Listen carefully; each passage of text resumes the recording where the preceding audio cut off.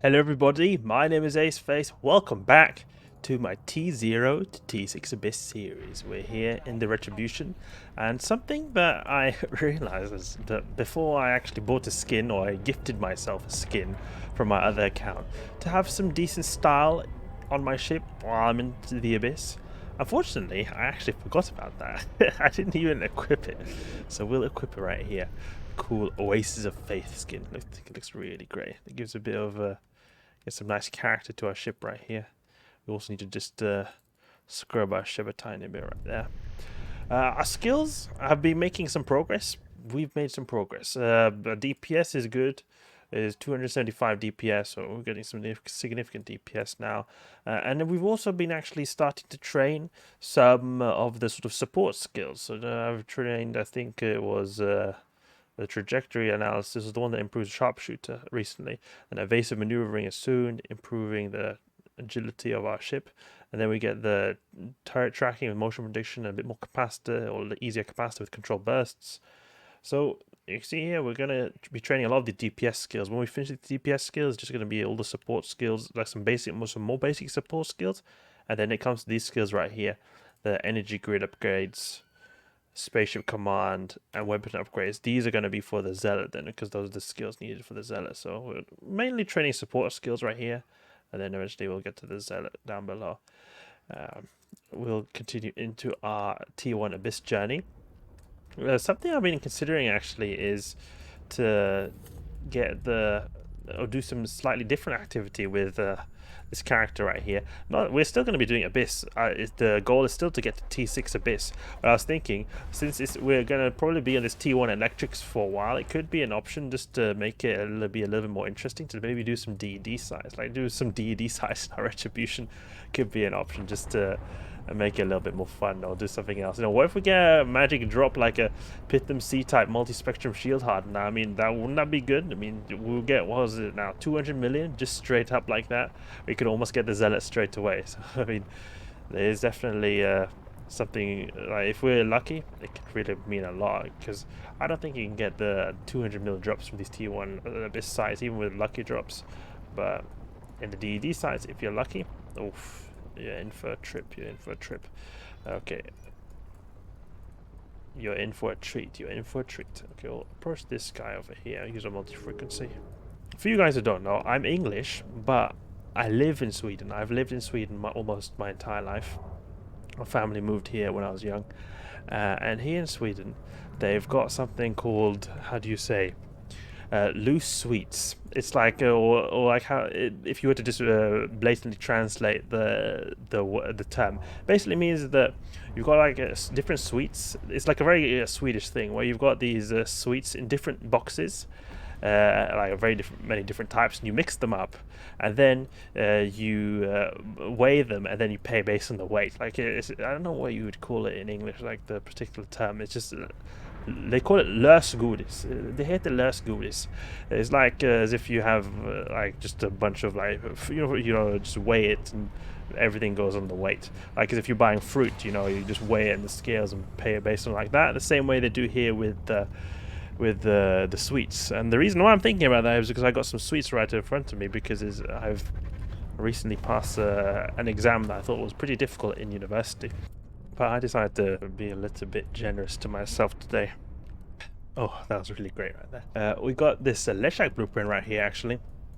Leshak blueprints, I think they can go for a pretty penny. Always nice to see. We can go for this extraction node, actually, because you can just see it's very close. Aurora. Alright, we can go for standard right here. Go for the dam. Now, look, typical. Go with standard, he gets the multi-frequency range. I change back to multi-frequency, he goes into standard range. Like, they can never decide. They can never make up their mind, these dynamics.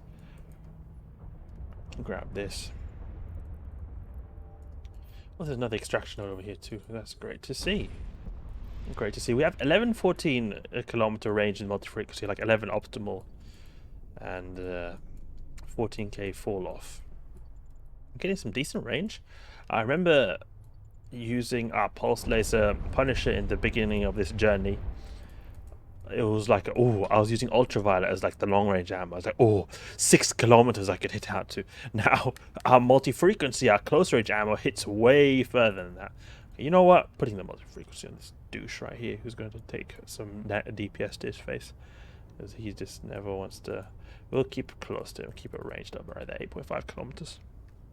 And the thing is, here in Sweden, sweets, the word for sweets is called Godis. Godis. I when I was little, I was like learning the language, you know. I was thinking, oh, goodies. It sounds like goodies or good something. I thought it was like, I thought goodies was something that people who've been behaving good, they got when you know, a little kid, you know, you're thinking, oh, the good behaved kids, they're gonna get their sweets. I was thinking that's what the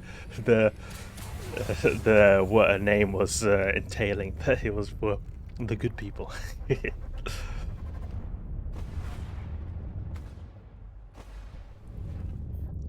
Okay, buy committed to cash again. Striking Dammer. Aurora and do a little bit of a tap right there. Go towards the committed cash. We're gonna have to do a lot of sites, guys, to get that zealot. It's gonna be a lot of sites. Let's say we get on the, according to Abyssal Tracker, it's 5.5 million average per site. Each of these 5.5 million. We've got 38 million right here. We're going to need about 350 million to get the T3 zealots. That is going to be a lot of sites. That is going to be about, well, how much would that be? It's going to be like 60 sites, 60, 70 sites, something like that. Unless we get lucky drops right here. It'll be interesting to see what we can get, if we can get any nice lucky drops that can shoot us forward. But again, that thing where you're going for a DD site, some basic DD sites could be an option. Especially like the 3 out of 10s, I think that could be a thing where you could just, you know, do them, try to get some dank loot, boost our progress. And we could also maybe, when we get good skills, try attempt T2. But again, I've mentioned this many times before, but I don't think T2 will be particularly worth it, just because of the difficulty and time it'll take to do them. But we will get quite a bit more ISK from those sites. About 12 billion ISK per run, according to Abyss Tracker. Exit the origin conduit. Okay, no gankers outside. Really great to see. We'll just wait a bit till we can go to the next site. Let's check how much that Leshak blueprint goes for. Leshak blueprint, oh, it doesn't seem to be too good. 2 million, oh, it's auction. 5 million, okay. Yeah, I guess it's decent. 5 million ISK, right? And I don't think the Abyss Tracker takes that into consideration when they say that it's of average 5.5 million each run. I don't think they're taking into consideration the blueprints. It might be, but I don't think they do. Alright, Photic Abyssal Overmine are the most annoying waves to get in these T1 Abyss because they just take so long to do. This is where you'd love to have the pulses. Was the cache right here. Open this up, 1.8 million, okay. We're taking some hits right there. I have been recently experimenting with some various Zealot T6 Abyss fits, and the Zealot fits that I've been using, they've been quite different from the ones I've been previously trying. I've been trying with like a single rep one, trying with a little bit more tank, trying with a slightly little bit of varied DPS layout with like a DPS rig instead of a 3 heat sinks. I've been trying a little bit different things just to see if we can explore further when it comes to the Zealot, because I really like this ship. It seems like a really nice way to do the T6 electrics other than Aguila. Anything really other than Aguila I think is great to see. And especially the Tech 2 cruisers, because they're pretty cheap. I mean, not that when you're running T6 the ship cost will matter, because then it's just the module price is going to matter. But the reason is just good to see something new, something different. And in some ways it's actually a bit quicker than Aguila, it feels like, because you can just keep shooting, even though my ship here doesn't want to move. Yeah, that's the thing. I can keep shooting when it doesn't want to move, but the Gila also can keep shooting when it wants. Can't keep shooting when its drones are not moving. The Zealot, on the other hand, it can just keep shooting, blast away with its lasers the same way as Retribution is right here, just all the time. The drones, they take a bit of time to travel to their target. The The Zealot just chugs away. So waves that take so long time with the Gila, the full Ephialtes waves, those kind of stuff, full Sleeper Cruiser waves, feel like they go quite a bit quicker in the Zealot than the Gila. So it's just a fun thing to see, because what challenges the Gila a lot, the Zealot finishes without any problems. People have been mentioning to me that they've had problems with the Sanctuary Room with the Zealot. That could be an issue because it's like reduced EM resist in the electrical site, and they do a lot of EM, and they do newt a lot. Newt you out in a Zealot, it's not a good time because you're dead in the water if you get newted out. It's not like in the Gila where you still have the potential to fight your way out. You are dead in the water because you have to have your capacitor to be able to shoot. Okay, soon. 3.5 minutes for this one wave right here. Okay, there we go. Let's pop this back into cache right here. There's a nice little tap with our Aurora straight off the bat. You know, there's a really cool ship. With this ship of multiple degrees, I like this ship. I think it looks great. It looks like an amazing looking ship. I think this ship looks much better than the Gamma, the Raiju right here, the AT ship version of the Gamma. Please just loot. Please just loot. Loot. There we go. The reason I like it a lot is just because its appearance is so great. It has an appearance that I much prefer than the Gamma because of how you see these front parts here. They're more compact. The Gamma has more like these two things that stick out, and I think they look a bit like too lanky. I like this one because it looks very compact and ruthless. You see here, this is the Gamma with these two things right here. I think it doesn't look as cool. And then there's just the sheer firepower of this ship. Like, look at the slot layout. 3 lower slots, 6 mid slots. It's just absolutely crazy. And the resist profile is just beautiful. Only thing that would make it perfect, replace the kinetic with the EM. This would not even need a resist module, and you would be able to tank in the abyss all day, every day. Can get some decent DPS with the rockets as well. This character right here has not got any good missile skills, so it's not really a good representation if I start fitting it, but you can get some decent DPS, decent tank. It looks so great. Unfortunate, the price is 150 billion is, but I think it looks like one of the really cool ships that exist that have like this really mean looking compact look. I wish they would perhaps release a skin pack for the Gamma or something like that had this model at least. It can look the same skin, but the model, I really love the compact design of the Raiju. It looks so great, I think. Skybreaker Disparu Troop. Let's go for attack and pacify Disparu Troop. Multi-frequency, blast into pieces. We have to watch out here for the alpha. They have big alpha, these guys. Big alpha. See that guy landed 2 of those rockets on us. Not nice to see. The Skybreakers are just AFK, not really doing anything. There we go. Easy peasy. Oh, wow, that big that sound right there. A bit scary to hear that really big that really big explosion right there. Oh, now we're taking a lot of damage. This is actually something I didn't expect. I didn't expect to take so much damage from these guys. So, an option here. Very easy way I could do it. If I was feeling threatened, pull range. These guys can't hit you after a certain range. I think it's 20 kilometers or something like that. So it would be no problem right there, just to kite them. The Retribution is an expert kiting because of its natural range bonuses. So just going to use a standard if you really need to use Aurora. Just blast them to pieces. Super easy. Grab this, 1.5 million. No gankers? Perfect. I have to go on a bio break to get some more Godis. Ooh! Devoted Knight. This is a wave a lot of people have been having problems with. We're going to try to tackle this with a bit of caution, but also show this guy who's boss. We're going to orbit right here, 20 kilometers. Full speed.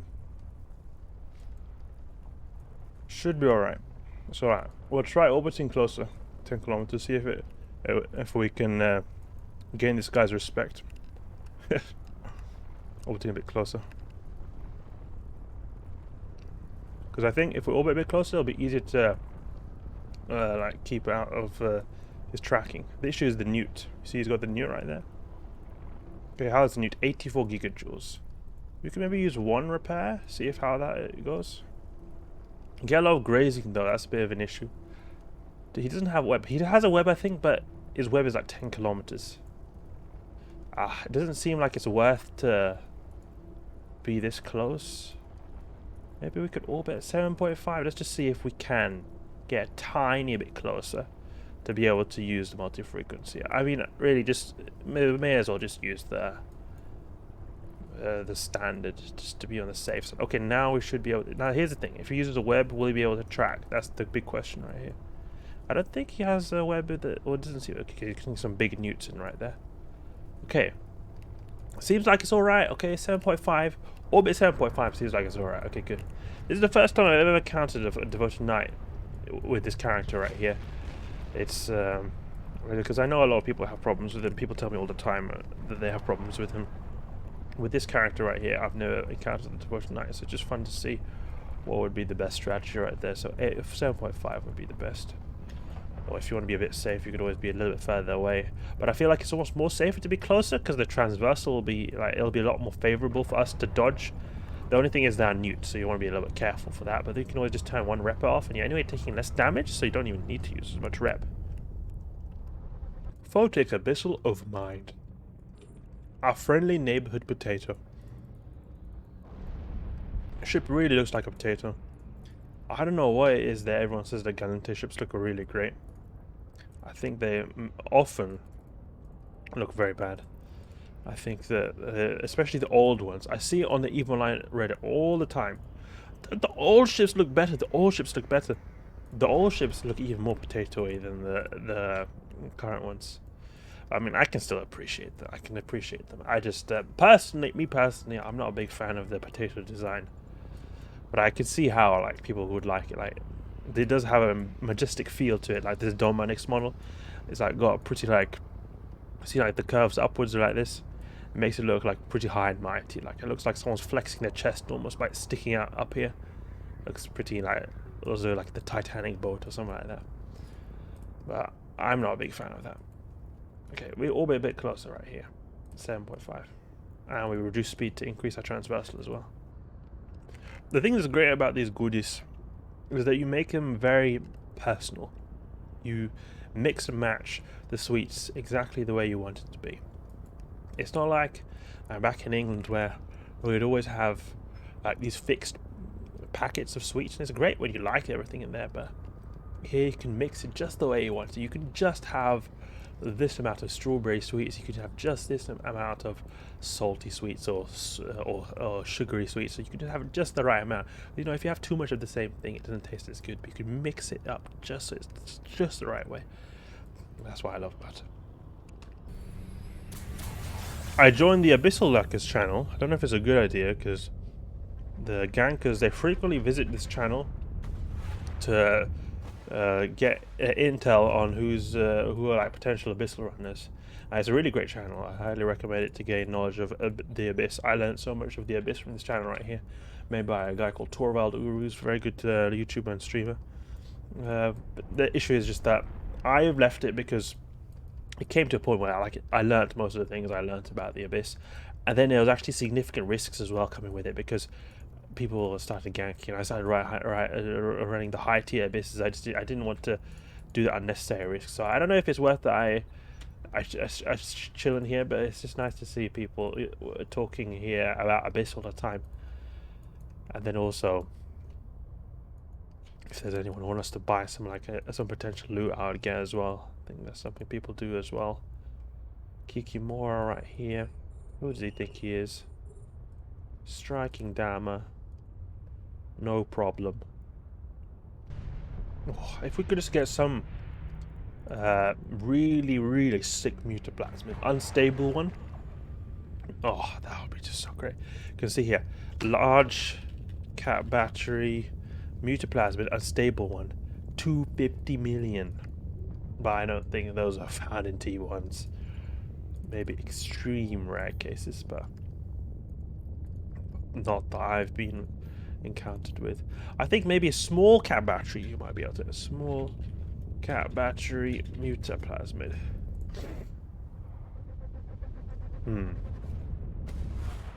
You see it's right here. Only 1 million is buy order. Really bad. Probably this is the stuff you would get from the T1 or something like that. Dock out back into our clone bay. Redo our clone. See, what is the total ISK we got? 14 million. Okay. 14 million plus 5 from this. 19 million. 19 million divided by 3.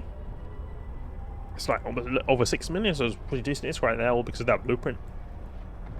Alright, so that's enough for now. Hope you guys enjoyed the video. If you did, please leave a like and subscribe. I'll catch you guys later.